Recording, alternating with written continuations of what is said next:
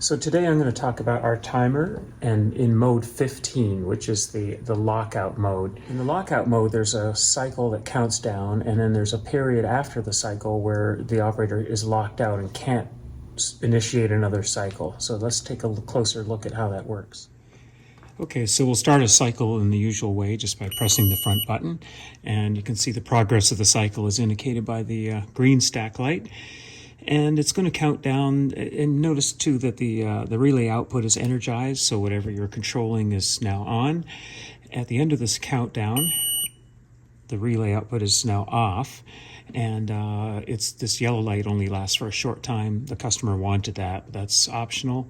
But meanwhile, the red stack light indicates that the process is locked out. So if you start to do anything by pushing the button, it continues to count down, nothing happens. And only now that the lockout period is over can you start the cycle again, like so. And if you try to pause it, in most of our cycles you can pause or stop the cycle by holding the push button down.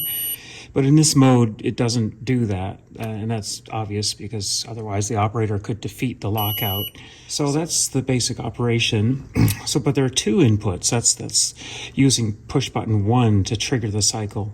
But there's another input that we can use, and what I've done is I've hooked up another button, so we'll see how that works. So we would wire it so that the front button is wired to another input on the circuit board. And this is a machine switch, we call it. So it's really meant to be not a momentary close, but a sustained contact close. So we're going to push this button now and see how it works. So notice I'm holding the button and everything works the same. Relay output is still active, and then we'll take it down to the end of the cycle and see what happens. So now you notice that the buzzer stays on, and it sort of compels the operator to silence the buzzer. So the operator will silence the buzzer that way. And I'm still holding this down, and if I release it, now the yellow light goes off, but it's still locked out. You still can't start another cycle. So that's the machine switch. It's a little different option, and that's here on the logic chart. We can see basically. I'll follow through. I'll illustrate how to follow this chart now with the push button 1. So this U indicates the momentary contact close by pushing the button, and at that time the buzzer will chirp and the relay will change its state. So now we're here on the cycle. It's counting down right there. It's counting down. And then at the end of the cycle, we'll get that 5-second LED, a buzz, and another buzzer chirp, and LED 2, which is the red LED. And then here we have no effect. If you push the push button, it doesn't do anything to the timing, and it's counting down. Well, we call it T2. This is an engineering level kind of diagram, but T2 is the lockout time. And at the end of the cycle, you can see there will be another buzzer chirp, and everything resets. So that's how to follow these. So for this now I'll go into the setting the times, which is pretty straightforward.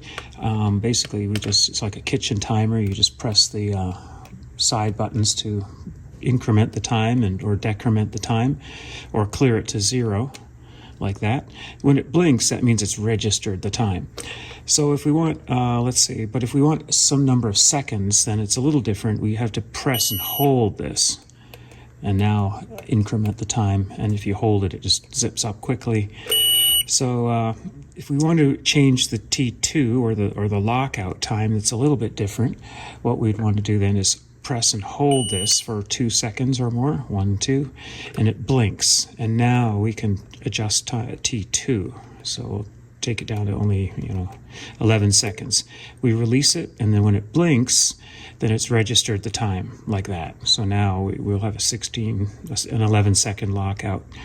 So that's pretty much the operation of the mode 15. And this is the same with our T5 timer that we're looking at here, which is a 5-inch box, or the T6 timer or T7 timer. All of the AC power timers work the same way and actually use the same circuit board.